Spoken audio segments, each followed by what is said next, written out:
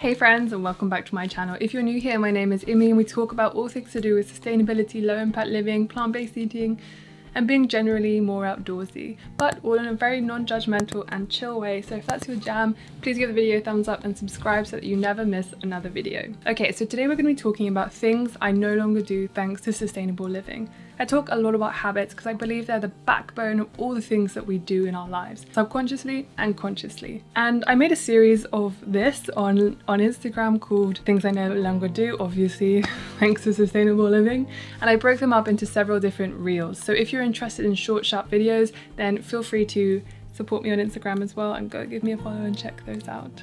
Today I'm condensing them all into one video, but going a little bit more into depth as to why they're important, how they came about, and why I think these habits are actually so fundamental in building a more sustainable lifestyle. Before we get into it, just a quick thank you to Squarespace for sponsoring today's video and always supporting my content on here, but we'll talk about them a little bit later on. The first one is I no longer look to convenience as the first port of call, but rather to look and see if my skill set allows and the availability of things to make it myself. Now, I'm not a seamstress. I can repair a few things, but I am absolutely not a clothes maker or anything like that. So when I refer to making things myself, I try more to think about food. Especially over the last year, I have really tried to learn how to cook, but really my thing is fundamentals. You know, making my own plant-based milk, making my own pasta, making bread, tortillas, flatbreads, all of these different things that I would usually buy, but trying to make them myself. Everyone's skill set is different, everyone's availability and time privilege is different. I try to do my best with what I have available to me, and it might look different to you. In fact, it definitely will look different to you. So this is just one thing that I have noticed over time that I've subconsciously been doing that has now become a really pretty solid habit. The second one is I no longer choose my wardrobe based on trends, but rather classic items, secondhand pieces that actually suit me, my style, my personality, and also my figure. I'm a very tall person, so I used to think that I could fit into the same sizes as my sister who's like 5'3". Just not true. And I would buy pieces from thrift stores that I just loved but were a little bit too short for me, or a little bit tight in certain areas but perfectly fit in others. So it's so important, and for me has been particularly helpful to just try and really think, how long am I gonna love this item? Is it a classic piece that is ageless or timeless and I'll be able to wear this when I'm 40, when I'm 50? All of these things I try to now take into consideration. I think the same can also be said for my hair as well. I used to straighten my hair a lot, and recently I've just decided that, you know, my curls are beautiful. I want to celebrate them, so I'm gonna wear them. And I try and also actually make them as big as possible now. I try and get as much volume as I possibly can because I'm not scared of frizz anymore. I'm just not. I also now no longer buy things on a whim. I really do try to carefully consider everything, not everything, but you know, big items or big physical items that I bring into my home and how much value are they really gonna add. Especially because as someone who uses camera equipment, I have in the past been just ridiculous about wanting the perfect camera that does this and that's not too heavy, but that also has image stabilization. So I've tried really hard recently to just, well, as part of my low buy year, that's really helped, but to have a kind of one in, one out policy, but also to have a 30-day policy. All of these things that at the beginning were kind of annoying and tough as an overconsumer, or I used to be anyway. But now they just become very habitual. A great example is a wetsuit. I love swimming in the sea in all different seasons, and I've really been considering buying a wetsuit, and I've been considering this since last October. That's a long time. But it's because wetsuits are expensive and it's an investment. Even if I bought one secondhand, they're still expensive, and it's still bringing another item into my home that's also fairly big. So that's something I've really been considering and thinking about a lot.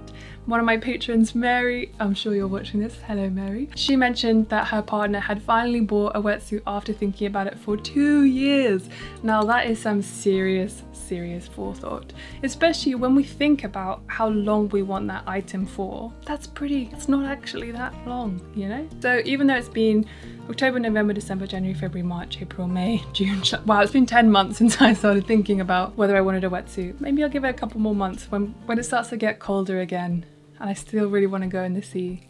We'll see if it's worth buying then. I no longer throw things out when they break. I really desperately try to repair them, and if I can't do it myself after having researched it, I'll ask my mum because she's so handy, and if she doesn't know how to do it, I will then hire a repair person to come and fix it, especially things like fridges. Our fridge broke last year, but we tried to repair it and managed to repair it for quite a while, and then eventually did break, but that we added at least a year lifespan onto that item. So please repair things. This is something, again, that just is a no-brainer for me. It's become habitual to think, can we fix it first before even considering getting rid of it? I no longer recycle glass jars. I actually just accumulate them, and I try and reuse them for everything as possible, so I never buy new containers for anything. Obviously, if you use a lot of glass jars, you can accumulate them pretty quickly, so at that point I just try to basically reduce the amount of items that I bought that were in glass, because switching to something else that's perhaps more recyclable, like tin. If you're worried about glass or you're not sure if it is recyclable or not, Gitameri actually did a really good video on recycling glass and recycling in general, so definitely go and check out her channel if you have not seen those. She does really great deep dives into specific materials that are so interesting. I no longer buy pre-mixed things, like for example, I used to buy a pre-mixed seed mix in plastic bags, and instead I just try to find what I can unpackaged that's local and just available, and then I will make a mix out of those instead.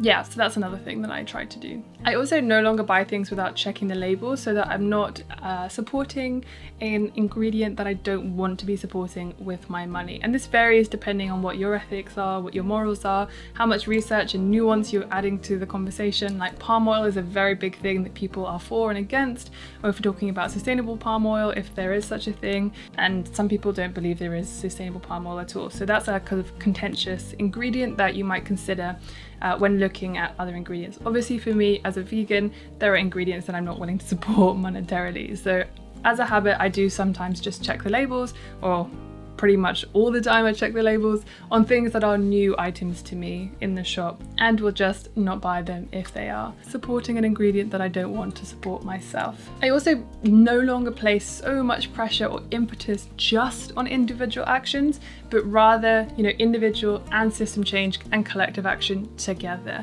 It's so much more important.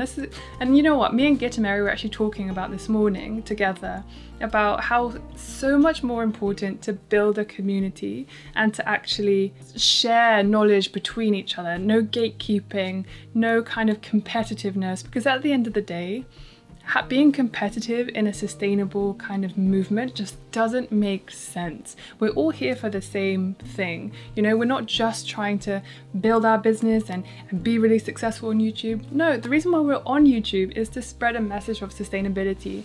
And the fact that you guys are invested in our other videos that aren't necessarily as to do with sustainability is the biggest bonus ever.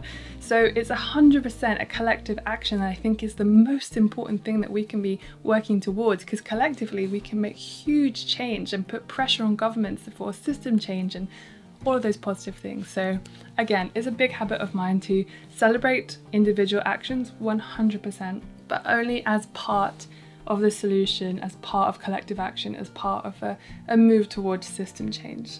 I guess this could be similar to an earlier one that I talked about, but I no longer buy food items in particular that I have learned to make at home. So things like peanut butter, oh, it's so easy. I just can't believe I was ever buying it from the supermarket. Of course, for some people it's probably cheaper to buy it as made, because peanuts, depending on where you get them from, if you get them from a zero waste shop or if you get them from a normal shop, they can be really expensive or they can be affordable. It completely depends, of course, where you are. But I found on the whole, making things like flatbreads and tortillas and stuff like that tend to be cheaper, and I can bulk make them and freeze them. And I also find that homemade things are more delicious. As long as you have a good recipe, they're cheaper on the whole, not always, and also more delicious. I personally have found that homemade nut milks and oat milks and things like that are more delicious. My sourdough bread though, that's definitely not more delicious. That is a work in progress. And the last thing is, I don't reject information that is new to me just because it contradicts what I have always believed. I think learning new things, being open to new information is a really great opportunity for growing, especially because it would be very arrogant of me to just assume that I knew everything. And if someone came in with a contradictory piece of information, for me to just downright deny that that had any validity really puts a lot of onus on what I think that I already know. And it's so important when you do have a constructive conversation with someone to really sit back and think about the information that they're giving you. A lot of the information that I have received over the past 5 to 10 years about climate change, about sustainability, about the zero waste movement has really shaped the way that my approach has been towards this area of expertise. So learning is growing. This is a wonderful habit, and don't reject new information. I don't know if I've described that properly or if I've made that clear as to what I really think, but I think it's important. Anyway, I would love to hear about things that you no longer do thanks to sustainable living, or thanks to eco-minimalism or minimalism, or any habits that you find particularly interesting that you'd love to share. Before we end the video, I just want to say a massive thank you to Squarespace for sponsoring today's video and always supporting my channel and my content no matter what it is. Squarespace gives people a powerful and beautiful online platform from which to create your website. You can connect with your audience and generate revenue through gated members-only content, manage your members and send email communications, and leverage audience insights. I love creating a community over on Squarespace because I can use their fully integrated commenting system that supports threaded comments, replies, and likes. So if you're interested, head to squarespace.com for a free trial, and when you're ready to launch, go to squarespace.com/sustainablyvegan to save 10% off your first purchase of a website or domain. Alright, thank you so much for watching. I will see you next time.